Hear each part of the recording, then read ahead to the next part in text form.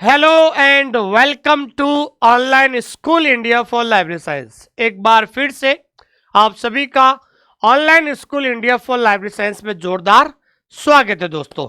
मैं आपका दोस्त सुमेर सिंह कछावा, पुस्तकालय अध्यक्ष, आप सभी का स्वागत करता हूं दोस्तों।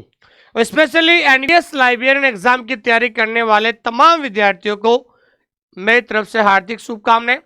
जैसा कि आप सभी को पता है कि एनवीएस का नोटिफिकेशन बहुत जल्द आपको देखने को मिलेगा। कुछ ऐसे कारण रहे हैं जिसकी वजह से नोटिफिकेशन में देरी हो रही है, लेकिन मेरा मानना है कि जो भी होता है अच्छा होता है। लेकिन मेरा व्यक्तिगत सुझाव यह है कि अगर आपने सपना देखा है एनवीएस लाइब्रेरियन बनने का, सो कैरी ऑन योर स्टडी, आप अपनी पढ़ाई को जारी रखें दोस्तों। आज हम एक ऐसे टॉपिक के बारे में चर्चा कर रहे हैं जिसका नाम है आईएलए, इंडियन लाइब्रेरी एसोसिएशन। ये एक ऐसा टॉपिक है जहां से एक सवाल हमेशा परीक्षा के अंदर पूछा जाता है, लेकिन विद्यार्थी इस टॉपिक को बहुत ज़्यादा हल्के में लेता है। क्यों हल्के में लेता है? क्योंकि उसने आईएलए के बारे में बहुत ही शॉर्ट में पढ़ा है। उसको लगता है कि परीक्षा के अंदर आईएलए की स्थापना पूछेंगे, जैसे पहले पूछा करते थे। आईएलए का जो है हेडक्वार्टर पूछेंगे या फिर आईएलए का अध्यक्ष पूछ लेंगे, नहीं। लेकिन जिस तरीके से मैं पिछले 2 साल से देख रहा हूं, चाहे एनवीएस 2022 का पेपर हो, चाहे ईएमआरएस 2023 का पेपर हो, चाहे केवीएस 2023 का पेपर हो, लेकिन जिस तरीके से पेपर का जो लेवल, जो सवाल पूछने का जो तरीका, हम कह सकते हैं मॉडरेट पेपर जो बन रहा है आजकल, ये छोटी मोटी चीजें नहीं पूछी जाती है। आजकल एडवांस और बहुत ज्यादा डीपली सवाल पूछे जाते हैं। तो जो विद्यार्थी पहली बार हमारे इस क्लास से जुड़े हैं, इस क्लास को लाइक करें, इस चैनल को सब्सक्राइब करें और अपने दोस्तों के साथ जो है शेयर करें। आइए शुरुआत करते हैं। आपके जो बिलीप लेवल का जो सिलेबस है, उसमें जो पहला जो पार्ट है फाउंडेशन ऑफ लाइब्रेरी साइंस, उस फाउंडेशन ऑफ लाइब्रेरी साइंस में जो आपके सिलेबस में है नेशनल एसोसिएशन और इंटरनेशनल एसोसिएशन, जिसमें एक टॉपिक है। तो आज हम एक राष्ट्रीय संघ, जिसमें पहला टॉपिक है आईएलए, उसके बारे में चर्चा करते हैं। आप भी अपने हाथों में पेन और रजिस्टर ले लीजिए। जैसा जैसा मैं आपको पढ़ा रहा हूं वैसे वैसे आप भी अपने हाथों से नोट्स बनाइए, और जैसे ही ये थ्योरी पूरी होगी, थ्योरी के बाद जो क्वेश्चंस हम आपके साथ रखेंगे, ताकि आपको पता चलेगा कि वास्तव में सवाल कैसे बनते हैं। प्रॉब्लम क्या होती है बता, 90% विद्यार्थी वो होते हैं, वो सिलेबस तो पूरा कर लेते हैं, लेकिन उनको ये नहीं पता चलता है कि इस टॉपिक में से सवाल कैसे बनेंगे, सवाल का स्तर कैसा होगा, सवाल का लेवल कैसा रहेगा। क्योंकि जिस तरीके से मॉडरेट पेपर बनाए जा रहे हैं, अब वो पुराने वाली चीजें, घिसी पिटी चीजें नहीं पूछी जाती है, अब आजकल मॉडरेट क्वेश्चंस पूछे जाते हैं। आइए शुरुआत करते हैं आज का पहला टॉपिक, जिसका नाम है आईएलए। ठीक है, इस क्लास को शुरू करने से पहले मैं आप सभी से कहना चाहता हूं कि आप हमारा टेलीग्राम चैनल है जिसका नाम है ओएसआई फॉर लाइब्रेरी साइंस, इस टेलीग्राम चैनल से जरूर जुड़ जाइएगा, क्योंकि ये भारत का सबसे बड़ा लाइब्रेरी और इंफॉर्मेशन साइंस का टेलीग्राम चैनल है। और भारत में लाइब्रेरियन की कोई भी वैकेंसी, किसी भी राज्य में वैकेंसी आती है, उसकी जो अपडेट है वो सबसे पहले इसी टेलीग्राम चैनल पर मिल जाती है। दूसरी बात यह है, अगर आपको हमारे साथ एनवीएस लाइब्रेरियन की तैयारी करनी है तो आपको कुछ नहीं करना है, प्ले स्टोर में जाकर हमारा ऐप डाउनलोड करना है, ऑनलाइन स्कूल इंडिया, और ऐप के अंदर जाकर आपको फ्री कंटेंट जरूर देखें, क्योंकि फ्री कंटेंट से आपको पता चलेगा कि लाइब्रेरी साइंस सब्जेक्ट को कैसे पढ़ा जाता है। अधिक जानकारी के लिए दिए गए नंबर पे आप कभी भी कॉल कर सकते हैं, ये मेरा नंबर है।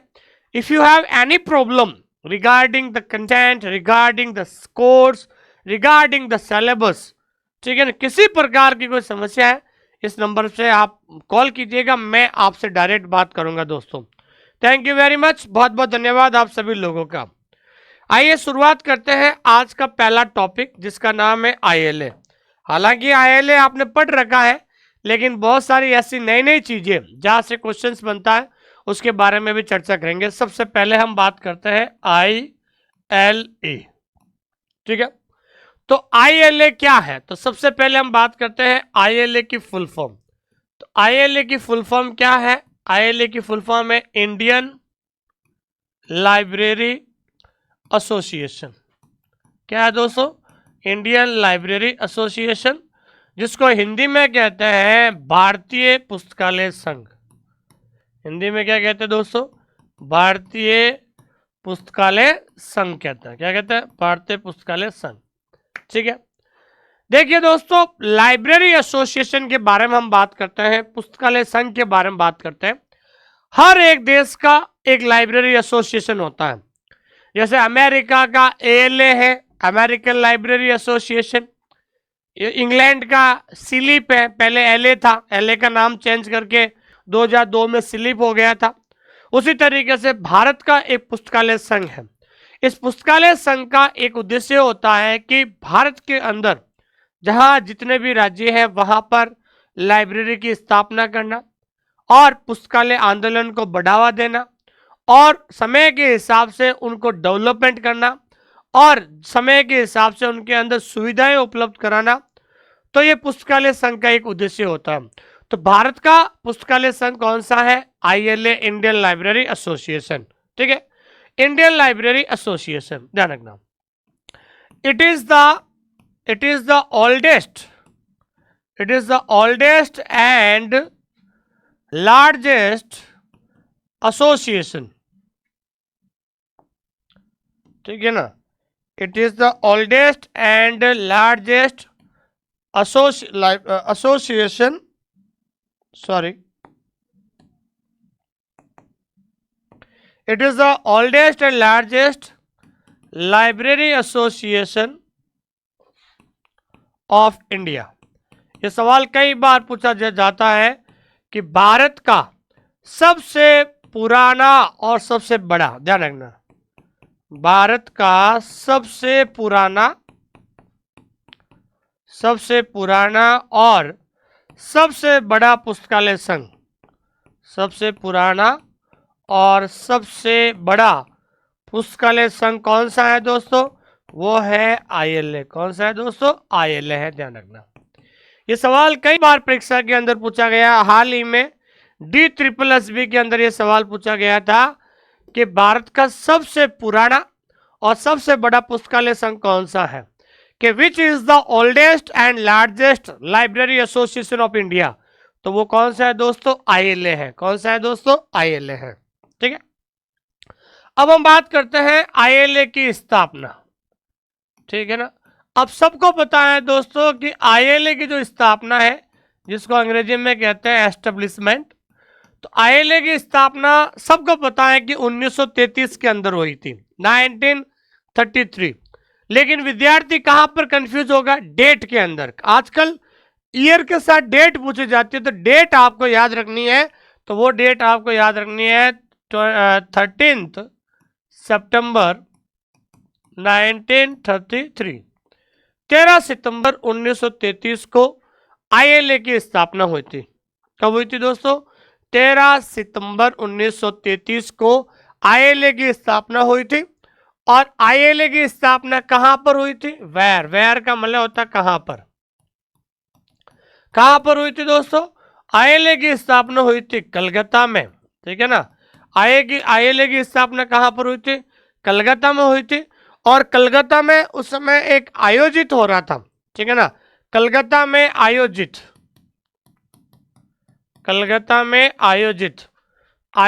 फर्स्ट ऑल इंडिया लाइब्रेरी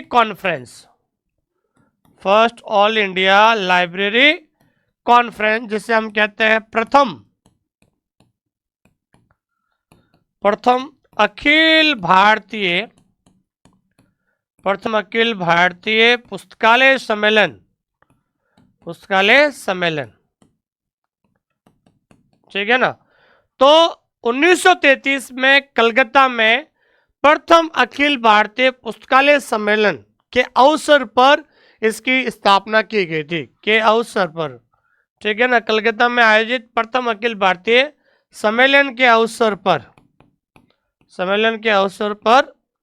स्थापना की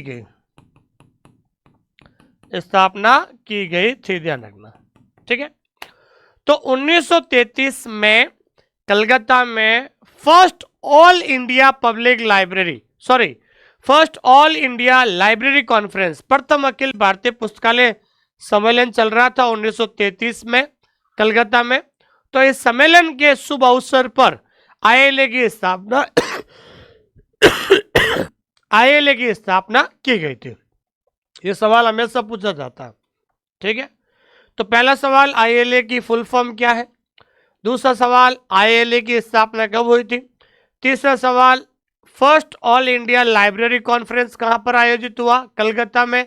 कब आयोजित हुआ, 1933 में आयोजित हुआ। यह सवाल है, ध्यान रखना। अब 3 ऐसे सवाल हैं जहां पर विद्यार्थी कंफ्यूज होता है। पहला सवाल ध्यान रखना है, अभी मैंने बताया था कि first all India library association library conference, ठीक है ना, जो कब हुआ था, 1933 में, और कहां पर हुआ था, कलकत्ता में, ठीक है ना, जिसको हिंदी में क्या कहते हैं, प्रथम अखिल भारतीय पुस्तकालय सम्मेलन। तो प्रथम अखिल भारतीय पुस्तकालय सम्मेलन कब हुआ था, 1933 में हुआ था, और कहां पर हुआ था, कलकत्ता में हुआ था, ठीक है।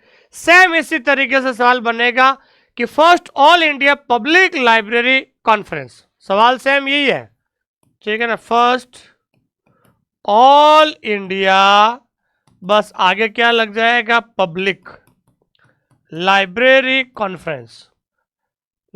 कॉन्फ्रेंस, इसको हिंदी में कहते हैं प्रथम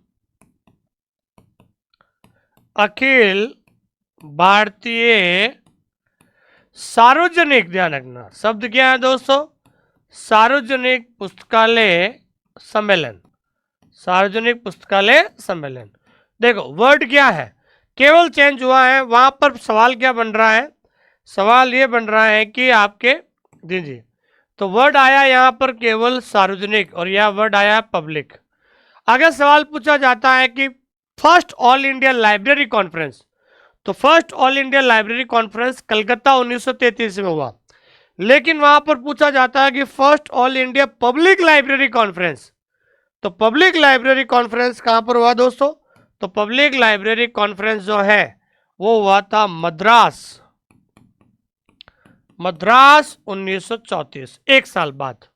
कहां पर हुआ था दोस्तों, मद्रास 1934। इसलिए सवाल को सही तरीके से वहां पर पढ़ना पड़ेगा, क्योंकि वह ऑप्शन में कलकत्ता भी होगा, मद्रास भी होगा।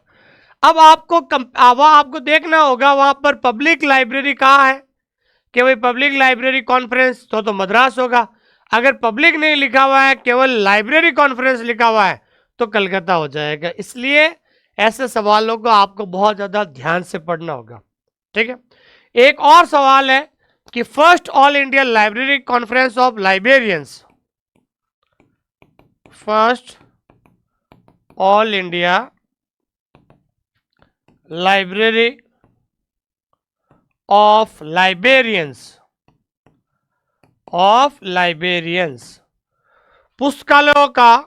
पुस्तकालय अध्यक्षों का, लाइब्रेरियंस का मतलब क्या होता है, पुस्तकालय अध्यक्षों का प्रथम अखिल भारतीय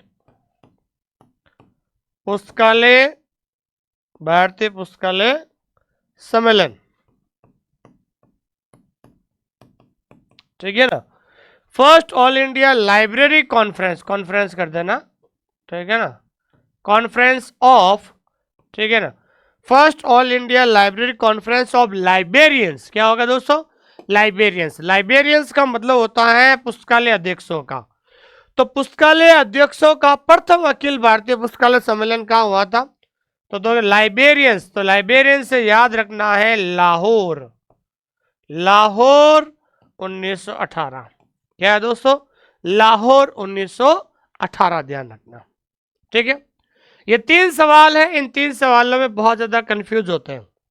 तो वहां पर आ जाए, first all India library conference, तो कलकत्ता 1933, पब्लिक लाइब्रेरी कॉन्फ्रेंस तो मद्रास 1934, और लाइब्रेरी कॉन्फ्रेंस ऑफ लाइब्रेरियंस पुस्तकालय अध्यक्षों का पुस्तकालय सम्मेलन तो लाहौर, लाइब्रेरियन से लाहौर 1918 हो जाएगा, ध्यान रखना। किसी प्रकार का डाउट नहीं है, ध्यान रखना, ऐसी चीजें आपको ध्यान में रखनी है। अब आपको पता है कि आईएलए की स्थापना कहाँ हुई, ठीक है ना, आपको सबको पता है, मैंने बताया था अभी। आईएलए की स्थापना आपको पता है कि कलकत्ता में हुई थी, लेकिन आईएलए का जो हेडक्वार्टर कहाँ है वर्तमान में? हेडक्वार्टर का मतलब होता है दोस्तों मुख्यालय। मुख्यालय कहाँ पर है दोस्तों? नई दिल्ली में। कहाँ है दोस्तों? नई दिल्ली में। मैं बताता हूं कि जो है 13 सितंबर 1933 में आईएलए की स्थापना कलकत्ता में हुई। फिर उसके बाद इसका हेडक्वार्टर दिल्ली ले जाया गया, फिर दिल्ली से वापस कलकत्ता लाया गया था, फिर कलकत्ता से दिल्ली लाया गया था। इस तरीके से इनका ऑफिस घूमता रहा था, लेकिन आखिरकार दिल्ली का जो हेडक्वार्टर जो है वो आईएलए का जो हेडक्वार्टर है दिल्ली ही बनाया गया था, ठीक है ना। तो परमानेंट रूप से जो है दिल्ली का जो है आईएलए का जो हेडक्वार्टर दिल्ली कब से है, तो ध्यान रखना है कि आईएलए का जो हेडक्वार्टर जो स्थायी रूप से, ठीक है ना, स्थायी रूप से, तो स्थायी रूप से कब से है दोस्तों? 1970 से, ठीक है ना, कब से? 1970 से। तो आखिरकार आईएलए का जो हेडक्वार्टर दिल्ली है परमानेंटली शिफ्ट हुआ है 1970 में, ठीक है ना। तो परमानेंटली जो शिफ्ट है, जो आईएलए का हेडक्वार्टर दिल्ली है, जो 1970 से परमानेंटली दिल्ली में शिफ्ट कर दिया गया था। लेकिन आईएलए का जो ये हेडक्वार्टर है उसका आईएलए का स्वयं का अपना स्वयं का जो बिल्डिंग है, अपने स्वयं की जो बिल्डिंग है वो उनको कब से मिली थी, कब शिफ्ट हुई थी? तो अपने आईएलए का जो हेडक्वार्टर है उसकी अपने स्वयं की बिल्डिंग में कब ट्रांसफर हुआ था? तो स्वयं की बिल्डिंग में जो है आईएलए का जो हेडक्वार्टर है वो हुआ था, ध्यान रखना, 1983 में। कब हुआ था दोस्तों? 1983 में हुआ था। ये कई बार सवाल पूछा जाता है कि परमानेंटली, सॉरी 83 क्या, सॉरी 82 में, सॉरी, ठीक है ना, अपने स्वयं का जो भवन में, तो ये आईएलए का हेड ऑफिस अपने स्वयं की बिल्डिंग में जो है 1982 से वर्तमान तक वहीं पर है, ध्यान रखना, ठीक है। तो आईएलए का हेडक्वार्टर दिल्ली परमानेंटली 1970 में शिफ्ट हो गया था, और 1982 से उनके खुद का क्या है दोस्तों, बिल्डिंग हो गई, और उनका बिल्डिंग में ये परमानेंट शिफ्ट हो गया था दोस्तों। ये चीज आपको ध्यान में रखना है, ठीक है। अब हम बात करते हैं आईएलए के फर्स्ट प्रेसिडेंट। फर्स्ट प्रेसिडेंट का मतलब क्या होता है? प्रथम अध्यक्ष। ये कई बार सवाल पूछा जाता है। आईएलए का प्रथम अध्यक्ष कौन है? Who was the first president of ILA? ILA का प्रथम अध्यक्ष कौन है दोस्तों? आपको याद रखना है, डॉक्टर एम ओ थॉमस। कौन है दोस्तों? डॉक्टर एम ओ थॉमस जो है ये आईएलए के प्रथम अध्यक्ष है। ये सवाल पूछा जाता, सवाल ऐसा पूछा जाता है कि doctor M O Thomas was associate with, doctor M O Thomas संबंधित है। Option A ILA, option B IFLA, option C IASLIC, option D IATLIS. तो आपको नाम याद रखना है कि डॉक्टर एम ओ थॉमस जो है आईएलए के प्रथम अध्यक्ष है, ठीक है ना। तो आईएलए के प्रथम अध्यक्ष है, उस समय क्या कर रहे थे? तो वो लाइब्रेरियन थे आंध्रा यूनिवर्सिटी लाइब्रेरी के, ठीक है ना। वो क्या थे? He was a librarian, he was a librarian of Andhra university library, of Andhra university library, ठीक है ना। तो उस समय आंध्रा यूनिवर्सिटी लाइब्रेरी के वो लाइब्रेरियन थे। अब सवाल पूछा जाता है कि who was the secretary, who was the secretary के आईएलए के जो है प्रथम सचिव कौन थे? कौन थे दोस्तों? प्रथम सचिव। तो प्रथम सचिव कौन थे? तो प्रथम सचिव थे, ध्यान रखना है, के एम असदुल्ला। कौन थे दोस्तों? के एम असदुल्ला। तो प्रोफेसर के एम असदुल्ला, के एम असदुल्ला, ठीक है। तो professor K M Asadullah was the first secretary of ILA. ILA के जो है के एम असदुल्ला क्या थे, पहले सचिव थे। अब के एम असदुल्ला का संबंध किससे है, तो he was a librarian of imperial library Calcutta. तो के एम असदुल्ला क्या थे, लाइब्रेरियन थे, librarian of imperial library, imperial library. और ये इंपीरियल लाइब्रेरी कहाँ पर है दोस्तों, ये इंपीरियल लाइब्रेरी है कोलकाता में। कहाँ पर है दोस्तों, कोलकाता के अंदर, ध्यान रखना। तो कई बार ऐसा भी सवाल बनता है कि professor K M Asadullah was associate with, K M Asadullah का संबंध का किससे है, तो के एम असदुल्ला का संबंध जो है आईएलए से है, क्योंकि वो आईएलए के प्रथम सेक्रेटरी बने थे, प्रथम सचिव बने थे, जो उस समय इंपीरियल लाइब्रेरी जो कलकत्ता में उसके लाइब्रेरियन पद पर वो कार्यरत थे दोस्तों। ये चीज आपको ध्यान में रखना है। तो प्रथम अध्यक्ष हो गया और प्रथम सेक्रेटरी हो गया। लेकिन सवाल पूछा जाता है कि वर्तमान में आईएलए के जो है अध्यक्ष कौन है और सचिव कौन है। वर्तमान का मतलब होता है 2024 में, वर्तमान का मतलब 2024 में। तो आपको ध्यान रखना है कि करंट का सवाल बनता है कि वर्तमान में 2024 के अध्यक्ष कौन है दोस्तों। प्रेसिडेंट का मतलब क्या होता है, अध्यक्ष। तो वर्तमान में 2024 में आईएलए के अध्यक्ष है डॉक्टर मोहन राम भाऊ खेरडे। क्या नाम है दोस्तों, डॉक्टर मोहन राम भाऊ खेरडे। तो डॉक्टर मोहन राम भाऊ खेरडे जो वर्तमान में आईएलए के अध्यक्ष है। और जनरल सेक्रेटरी, ठीक है ना, सचिव। तो आईएलए के वर्तमान में सचिव कौन है, डॉक्टर ओ.एन. चौबे। कौन है दोस्तों, डॉक्टर ओ.एन. चौबे। तो आपको ध्यान रखना है कि प्रथम भी याद रखना है। और सबसे बड़ी बात है, करंट का पूछा जाता है कि वर्तमान में कौन है। तो आप लाइब्रेरी साइंस से जुड़े हुए हो तो वर्तमान में अध्यक्ष और सचिव आपको याद रखना है। तो वर्तमान में जो अध्यक्ष है वो है डॉक्टर मोहन राम भाऊ खेड़े और वर्तमान में जो सचिव है वो है डॉक्टर ओ.एन. चौबे। कौन है दोस्तों, डॉक्टर ओ.एन. चौबे है। ये चीज आपको ध्यान में रखनी है, ठीक है। आगे देखते हैं कुछ और सवाल जी। और एक सवाल ये पूछा जाता है कि आईएलए जो है, आईएलए इज ए मेंबर। आईएलए दो बड़े ऐसे एसोसिएशन है भारत वर्ल्ड के, ठीक है ना। आईएलए एक सदस्य है, आईएलए दो ऐसे जो है इंटरनेशनल लेवल के जो एसोसिएशन है उनका सदस्य रह चुका है। तो आईएलए इज ए मेंबर ऑफ इफ्ला। ध्यान रखना, आईएलए किसका मेंबर है, एक तो इफ्ला का मेंबर है और एक दूसरा है कोमला। कौन है दोस्तों, कोमला।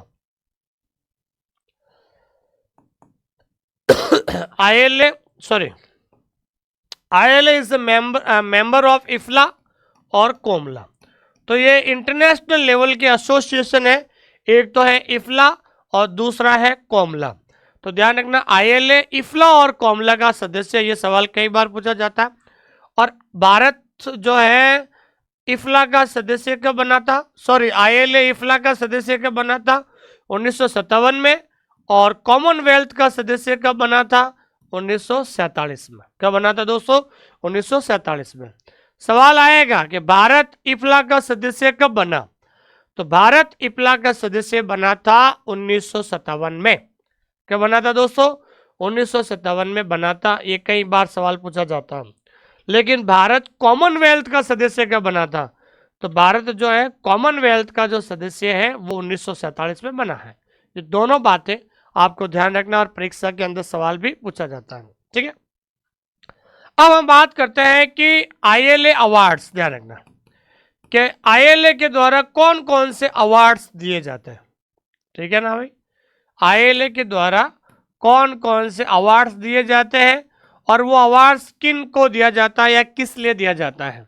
तो सबसे पहला इंपॉर्टेंट है, ध्यान रखना है, पीवी वर्गीज। पीवी वर्गीज, ध्यान रखना, बहुत अच्छा सवाल है। अभी पिछली बार केवीएस में भी पूछा गया था। पीवी वर्गीज, वर्गीज की स्पेलिंग सही कर लेते हैं जी, PV Varghese. PV Varghese award जो है ये किसके द्वारा दिया जाता है? ये तो पहला सवाल तो बनेगा, पीवी वर्गीस अवार्ड किसके द्वारा दिया जाता है? आईएलए के द्वारा दिया जाता है, लेकिन किस लिए दिया जाता है? For best article, for best article. Article तो नहीं होगा, तो वहां पर क्या होगा? ऑप्शन में पेपर, ध्यान रखना, ठीक है ना। तो बेस्ट आर्टिकल या फिर पेपर के लिए पीवी वर्गीस अवार्ड दिया जाता है, ठीक है। दूसरा है आईएलए का CD Sharma award, CD Sharma award. तो सीडी शर्मा अवार्ड जो है आईएलए का जो है वो किस लिए दिया जाता है? वो भी ध्यान रखना है कि for best article, best article या फिर पेपर, ठीक है, बेस्ट आर्टिकल या फिर पेपर। तो बेस्ट आर्टिकल और पेपर के लिए पीवी वर्गीस अवार्ड भी बेस्ट आर्टिकल और पेपर के लिए दिया जाता है, और आईएलए सीडी शर्मा अवार्ड भी बेस्ट आर्टिकल और पेपर के लिए दिया जाता है।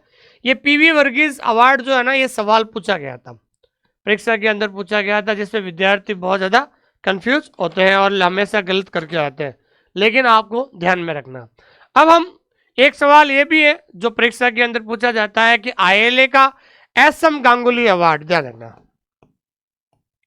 आईएलए का SM Ganguly, SM Ganguly award, ध्यान रखना, ये कई बार पूछा जाता है। तो एसएम गांगुली अवार्ड जो है किसको दिया जाता है? बेस्ट स्कूल लाइब्रेरी को, बेस्ट स्कूल लाइब्रेरी, ध्यान रखना। तो ध्यान रखना है, बेस्ट स्कूल लाइब्रेरी को दिया जाता है। कई बार ऑप्शन में क्या आता है पता है? कि आईएलए एसएम गांगुली अवार्ड दिया जाता है, option A best school librarian, option B आता है बेस्ट स्कूल लाइब्रेरी। तो इतने विद्यार्थी कंफ्यूज हो जाते हैं कि स्कूल लाइब्रेरियन करके आ जाते हैं, लाइब्रेरियन नहीं होगा, बेस्ट स्कूल लाइब्रेरी होगा। क्या होगा? लाइब्रेरी होगा, ये चीज ध्यान रखना। एक और इंपॉर्टेंट अवार्ड है आईएलए एलएम पादिया अवार्ड, ध्यान रखना। चौथा है आईएलए LM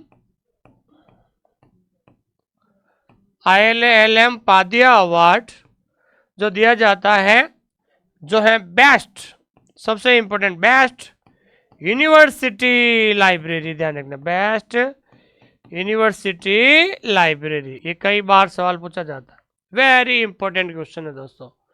best university library award, देखो सबसे ध्यान है, कंफ्यूज नहीं होना कि एसएम गांगुली अवार्ड दिया जाता है स्कूल लाइब्रेरी को, और एलएम पादिया अवार्ड दिया जाता है यूनिवर्सिटी लाइब्रेरी को, ठीक है ना। तो इसमें विद्यार्थी कंफ्यूज हो जाता है कि यार स्कूल लाइब्रेरी को कौन सा दिया जाता है, यूनिवर्सिटी लाइब्रेरी को कौन सा दिया जाता है। तो इसलिए आपको ध्यान रखना है स्कूल लाइब्रेरी। तो जब मैंने इसको याद कैसे किया था, मैं एक बार स्कूल में गया था, वहाँ पर जो है स्कूल का उद्घाटन करने के लिए सौरव गांगुली आए थे, जो क्रिकेटर हैं दादा जिसे अपन कहते हैं। तो एसएम गांगुली कहाँ पर आए? स्कूल में आए थे, स्कूल का उद्घाटन करने के लिए। तो स्कूल लाइब्रेरी के लिए एसएम गांगुली अवार्ड, और एलएम पादिया अवार्ड वो है यूनिवर्सिटी लाइब्रेरी के लिए। ये चीज आपको ध्यान में रखना है। एक सवाल पूछा जाता है कि आईएलए के द्वारा, ध्यान रखना, एनुअल कॉन्फ्रेंस ऑफ आईएलए, ठीक है ना, आईएलए के द्वारा प्रत्येक वर्ष वार्षिक सम्मेलन होता है, ठीक है ना, आईएलए का वार्षिक सम्मेलन, ठीक है ना। हमेशा आईएलए के द्वारा प्रत्येक साल जो है एक एनुअल कॉन्फ्रेंस आयोजित किया जाता है, हमेशा 2023 में हुआ, 22 में हुआ, 21 में हुआ, हर साल आईएलए के द्वारा जो है एक एनुअल कॉन्फ्रेंस, वार्षिक अधिवेशन का आयोजन होता है, वार्षिक सम्मेलन का आयोजित होता है। तो सवाल ये बनेगा भी 2024 में आईएलए का कौन सा जो है एनुअल कॉन्फ्रेंस आयोजित होना है। तो ध्यान रखना, आईएलए के द्वारा हमेशा या हर साल एक एनुअल कॉन्फ्रेंस आयोजित होता है। तो वर्तमान की अगर बात करें अपन, तो वर्तमान में 2024 में 69वां, कौन सा है दोस्तों, 69वां एनुअल कॉन्फ्रेंस आयोजित हुआ था, ठीक है ना। कौन सा दोस्तों? 69वां एनुअल कॉन्फ्रेंस ऑफ आईएलए।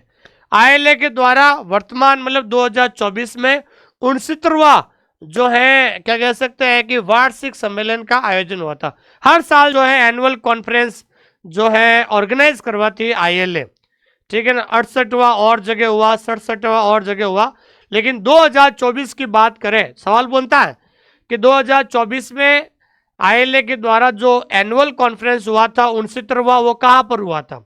जगह पूछ लेते हैं। तो 69वां एनुअल जो है कॉन्फ्रेंस आईएलए के द्वारा 1 से 3 फरवरी में आयोजित हुआ था। कब हुआ था? 1 से 3 फरवरी 2024 में ये आयोजन हुआ था। 1 से 3 फरवरी 2024 में ये आयोजन हुआ था और जगह का नाम है बीकेबी ऑडिटोरियम, ध्यान रखना। और कौन सी जगह है दोस्तों? वेन्यू बीकेबी ऑडिटोरियम, ठीक है ना। बीके ऑडिटोरियम कहां पर है? ये गुवाहाटी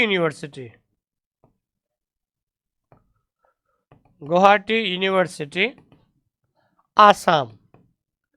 कौन से राज्य में दोस्तों? गुवाहाटी यूनिवर्सिटी आसाम राज्य में, ध्यान रखना। ये सवाल पूछा जाता है कि 2024 में आईएलए का जो 69वां एनुअल कॉन्फ्रेंस कहां पर आयोजित हुआ था?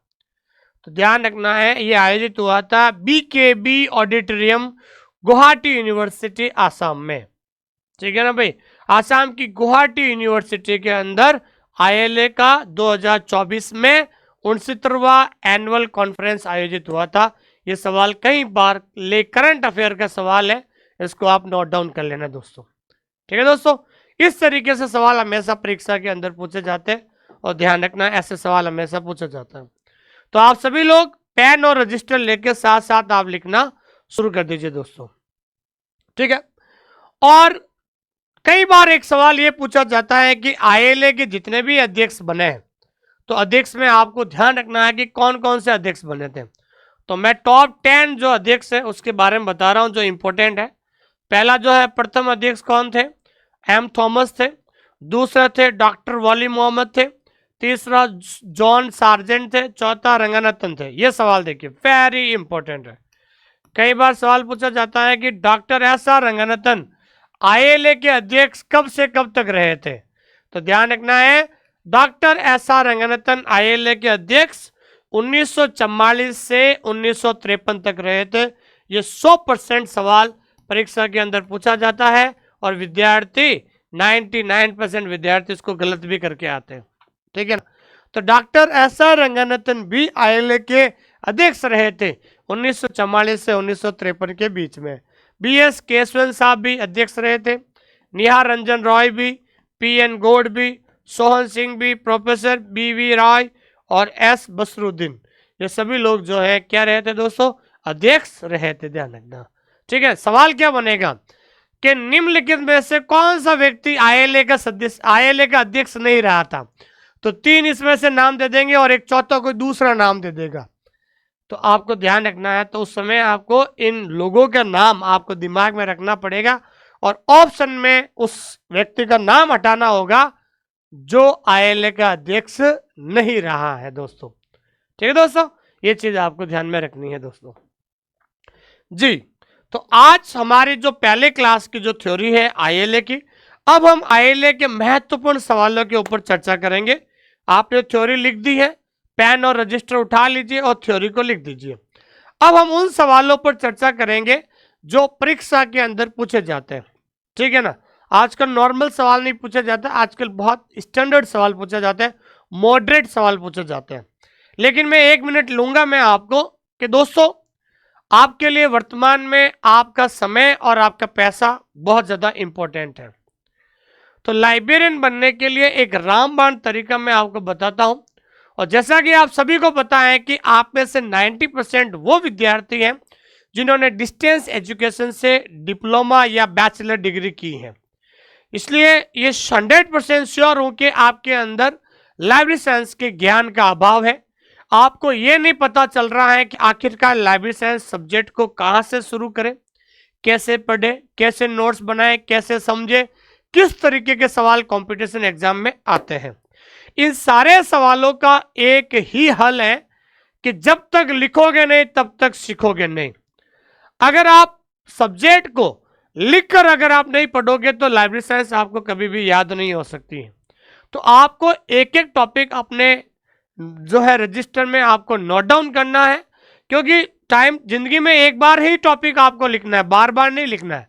लेकिन कम से कम जब आप लिखोगे तो आपके दिमाग में वो टॉपिक ऑटोमेटिक घूमने लगेगा, और एक बार लिखने के बाद एग्जाम से पहले 4-5 और जब रिवीजन होगा तो उस टॉपिक का कॉन्सेप्ट 100% आपके दिमाग में क्लियर हो जाएगा। उसके बाद उस टॉपिक से संबंधित कैसा भी सवाल आएगा तो कम से कम 4 ऑप्शन में से उसका आंसर आप आराम से निकाल सकते हैं। देखिए आजकल जो विद्यार्थी, प्रॉब्लम क्या है बताऊं मैं आपको, एक हकीकत बता रहा हूं मैं आपको। आजकल के विद्यार्थी 90% विद्यार्थी डिस्टेंस एजुकेशन से डिप्लोमा डिग्री करते हैं। लाइब्रेरी साइंस का कोई नॉलेज नहीं होता। जब हमारे मेरे जैसा टीचर कहता है लिखो तो उनको थोड़ा लिखने में प्रॉब्लम आती है। वो चाहते हैं कि शॉर्टकट में कुछ मिल जाए तो बहुत बढ़िया है। शॉर्टकट में वो क्या चाहते हैं कि सर हमें पीडीएफ मिल जाए, तो क्या करेंगे? मैंने कहा पीडीएफ से क्या करोगे कि पीडीएफ का प्रिंट आउट निकालेंगे, फिर उसके ऊपर हाईलाइटर फेरेंगे और हाईलाइटर फेर कर हम पढ़ लेंगे। गलत।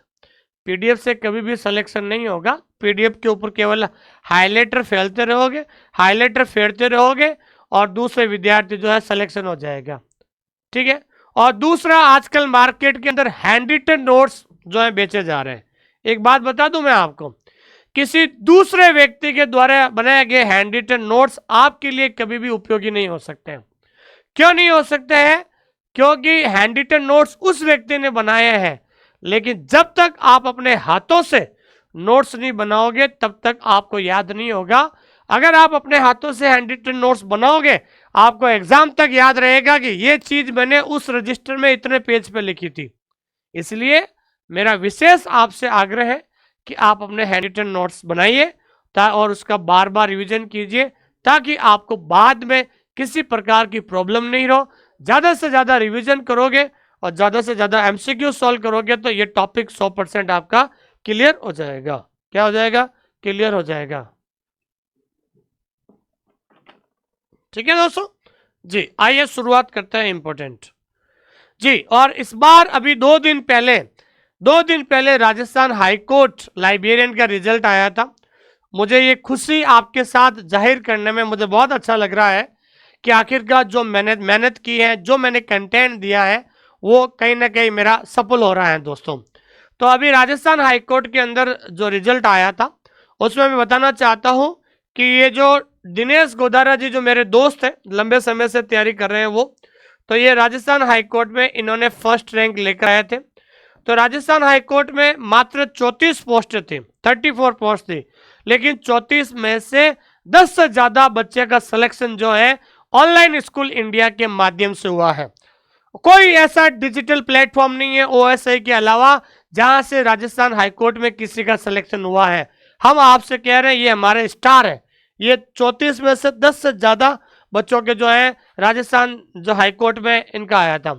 और पिछले साल ईएमआरएस, तो ईएमआरएस का भी पूरे इंडिया में जो वैकेंसी आई थी उसमें ईएमआरएस का भी शानदार रिजल्ट रहा। ये ईएमआरएस के बच्चे जो टॉपर हैं। और उसके साथ साथ यूजीसी नेट, हर साल हर 6 महीने में यूजीसी नेट का एग्जाम होता है। यूजीसी नेट में भी हर साल सैकड़ों बच्चे प्राप्त होते हैं। और हमने 2022 में हमने जो शुरू किया था, पहली क्लास शुरू की थी, तो हमने सबसे पहले बैच किया था राजस्थान थर्ड ग्रेड 2022 में। तो टोटल जो 460 पोस्ट थी ये नैना सैनी टॉपर थी और पूरे राजस्थान में थर्ड रैंक लेकर आई थी। लेकिन मैं बताना चाहता हूं कि थर्ड रैंक तो बाद में आई थी। जब से वो ऐप के अंदर टेस्ट देती थी तो ऐप के अंदर भी हमेशा फर्स्ट रैंक थर्ड रैंक आती थी। लोग पूछते थे अरे नैना सैनी कौन है, लेकिन जब फाइनल रिजल्ट आया तो भी थर्ड रैंक थी। ठीक है ना दोस्तों। और उसके साथ साथ पूरे राजस्थान में हमारे यहाँ पर 120 प्लस स्टूडेंट का हमारे ऑनलाइन स्कूल इंडिया में 2022 राजस्थान थर्ड ग्रेड व्यक्ति में सिलेक्शन हुआ था। ये हमारे लिए बहुत बड़ी उपलब्धि है। ये इतनी शानदार उपलब्धि है कि 120 बच्चे ये सिलेक्शन हुए थे। और जिस तरीके से इन बच्चों के द्वारा जो हमारे प्रति बहुत पब्लिसिटी की गई थी दूसरों के सामने कि आज पूरे भारत में नंबर 1 चैनल बना है और 1,05,000 लाइब्रेरी साइंस के स्टूडेंट्स का एक परिवार बन गया है दोस्तों। आइए शुरुआत करते हैं पहला सवाल। पहला सवाल आप सभी लोग आंसर जरूर देना दोस्तों। पहला सवाल है 69th annual conference of ILA was held at. ILA का 69वां वार्षिक सम्मेलन कहां आयोजित किया गया था? तो आपको पता है कि ये 69वां जो है ये 2024 में जो है आयोजित हुआ था, क्योंकि आईएलए के द्वारा हर साल एक एनुअल कॉन्फ्रेंस आयोजित होता। तो 69वां 2024 में हुआ था और कहां पर हुआ था दोस्तों? गुवाहाटी यूनिवर्सिटी, आसाम। तो ये करंट अफेयर का सवाल पूछा जाता है, तो गुवाहाटी यूनिवर्सिटी आसाम में आईएलए के द्वारा ये एनुअल कॉन्फ्रेंस आयोजित किया गया था। दूसरा सवाल है आईएलए का जो हेड ऑफिस कहाँ है? तो ध्यान रखना है आईएलए का जो हेड ऑफिस है वो नई दिल्ली के अंदर है, जबकि आईएलए की स्थापना कहाँ हुई? कलकत्ता के अंदर हुई थी। ध्यान रखना, यहाँ पर बहुत ज्यादा विद्यार्थी कंफ्यूज होता है। तो कुछ लोग कलकत्ता करके चले जाते हैं, अरे भाई कलकत्ता में आईएलए की स्थापना हुई थी, जबकि हेड ऑफिस या हेडक्वार्टर कहाँ है? नई दिल्ली में। और कब से है दोस्तों? तो ध्यान रखना 1970 से। परमानेंट जो हेडक्वार्टर जो है वो 1970 से ही वहां पर स्थायी रूप से हेडक्वार्टर बनाया गया था। यस, अगला क्वेश्चन है कि who among the following were not among the president of ILA. निम्नलिखित में से कौन आईएलए के अध्यक्षों में से नहीं है? इनमें से कौन सा व्यक्ति जो है आईएलए का अध्यक्ष नहीं था? बताइए मुझे, कौन सा अध्यक्ष नहीं था? तो मैं आपको बताना चाहता हूं कि एसी वुलनर कभी अध्यक्ष नहीं बने थे और के असदुल्ला कभी अध्यक्ष नहीं बने थे। मैंने अभी एक टेबल बनाई थी, आप भी अपने रजिस्टर में उतार लेना, बहुत अच्छा सवाल बनता है और सबसे खतरनाक सवाल है, और ये विद्यार्थी 99% विद्यार्थी गलत करते हैं, ठीक है ना। तो ध्यान रखना, एक तो मोहम्मद वली थे और एक जॉन सार्जेंट थे, तो ये अध्यक्ष रहे थे, ध्यान रखना उस, ठीक है ना। आपको पता है ये सवाल क्या पूछ रहा है? सवाल पूछ रहा है कि कौन नहीं थे, तो कौन नहीं थे? के असदुल्ला नहीं थे और एसी वुलनर नहीं थे, तो ऑप्शन हो जाएगा A and B are correct, ठीक है ना। तो नहीं थे, ये सवाल पूछ रहा है कि नहीं थे, तो शुरू के 2 व्यक्ति जो है कभी भी अध्यक्ष नहीं थे, ये दोनों बने थे लास्ट वाले। निम्नलिखित में से कौन सा आईएलए का संस्थापक सदस्य नहीं था? मतलब आईएलए की स्थापना फाउंडिंग मेंबर नहीं था, तो फाउंडिंग मेंबर में एसी वुलनर थे, रंगानाथन थे, असदुल्ला थे, लेकिन डीवी सिंह जो है आईएलए फाउंडिंग मेंबर में नहीं थे दोस्तों। आईएलए के वर्तमान अध्यक्ष कौन है? ध्यान रखना, बहुत अच्छा सवाल है। वर्तमान अध्यक्ष का मतलब होता है 2024 में, तो 2024 में आईएलए के वर्तमान अध्यक्ष कौन है? डॉक्टर मोहन रामभाऊ खेरडे। कौन थे? डॉक्टर मोहन राव खेरडे। आईएलए के वर्तमान महासचिव, करंट जनरल सेक्रेटरी, करंट का मतलब ये मैं यहाँ 2024 की बात कर रहा हूँ, तो वो कौन है दोस्तों महासचिव? वो है डॉक्टर ON चौबे। तो आजकल करंट अफेयर वाली लाइब्रेरी साइंस के सवाल पूछे जाते हैं, इसलिए आपको ध्यान में रखना है दोस्तों। अगला सवाल है रंगानाथन के साथ दूसरे व्यक्ति कौन थे जिन्होंने आईएलए की स्थापना के लिए प्रयास किया था? ठीक है ना भाई, आईएलए की स्थापना डॉक्टर रंगानाथन ने भी प्रयास किया था, लेकिन रंगानाथन के साथ ऐसा कौन सा व्यक्ति था जिन्होंने प्रयास किए थे? वो व्यक्ति था आपके एसी वुलनर। कौन थे दोस्तों? एसी वुलनर थे, ध्यान रखना। अगला है आईएलए के प्रथम अध्यक्ष कौन थे? तो आईएलए के जो फर्स्ट प्रेसिडेंट थे, तो फर्स्ट प्रेसिडेंट कौन थे? Doctor M.O. थॉमस। तो डॉक्टर M.O. थॉमस कौन थे? He was librarian of Andhra university library.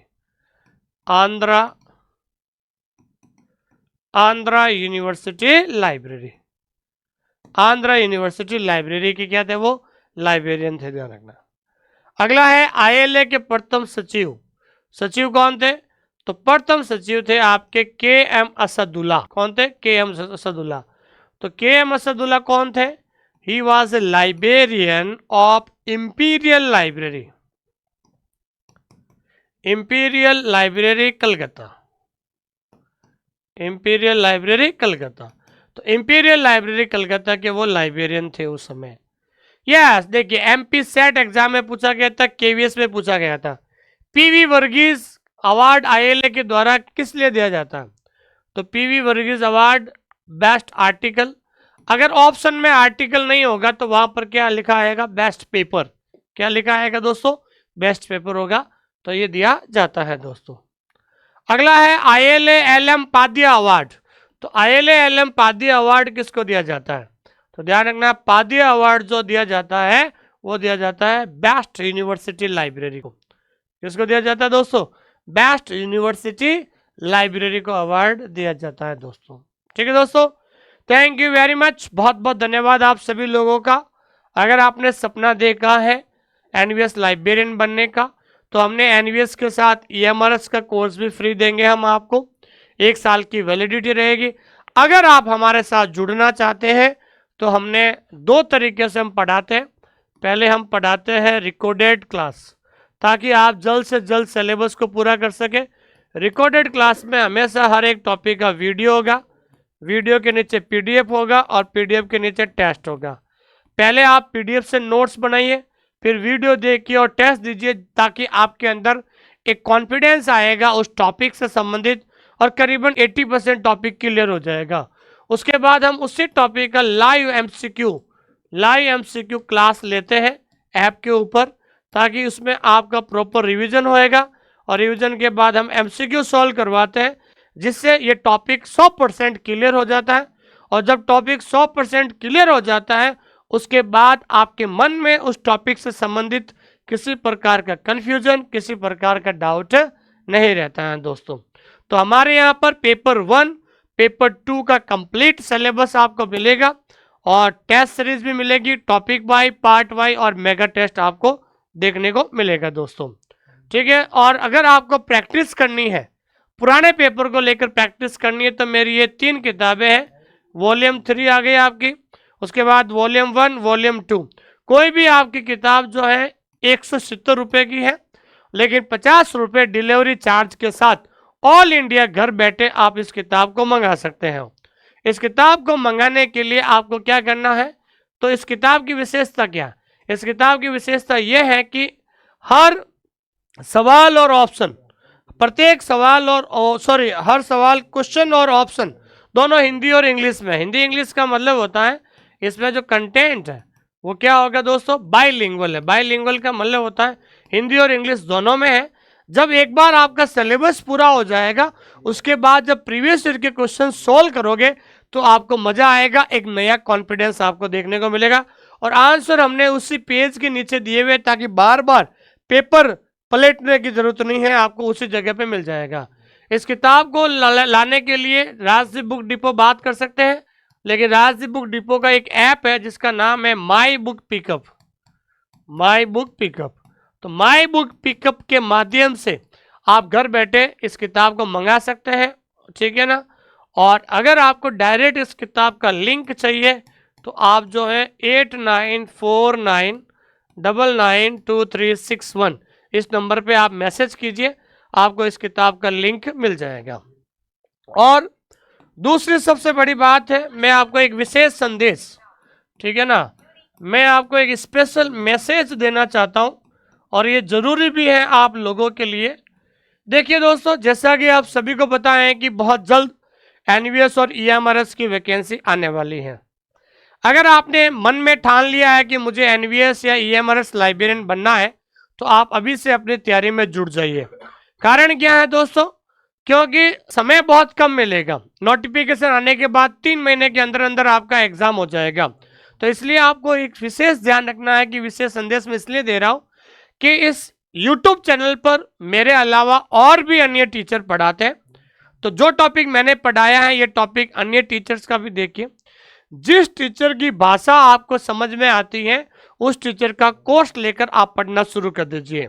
लेकिन मैं सबसे इंपॉर्टेंट ये, बहुत सारे विद्यार्थी गलती करते हैं, तो कोर्स लेने से